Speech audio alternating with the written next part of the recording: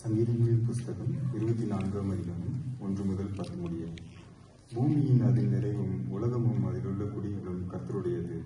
அவரே அதை கடல்களுக்கு மேலாக அஸ்திபாரப்படுத்தி அதை நதிகளுக்கு மேலாக ஸ்தாபித்தார். யார் கர்த்தருடைய பர்வதத்தில் ஏறுவான்? யார் அவருடைய பரிசுத்த ஸ்தலத்தில் நிலைத்திருப்பான்? கைகளில் சுத்தம் உள்ளவனும் இருதயத்தில் மாசில்லாதவனுமாய் இருந்து தன் ஆத்துமாவை மாயைக்கு ஒப்புக் கொடுக்காமலும் கபட ஆணையிடாமலும் இருக்கிறவனே. அவன் கர்த்தரால் ஆசீர்வாதத்தையும் தன் ரட்சிப்பின் தேவனால் நீதியையும் பெறுவான். இதுவே அவரை தேடி விசாரித்து அவருடைய சமூகத்தை நாடுகிற யாக்கோபு என்னும் சந்ததி.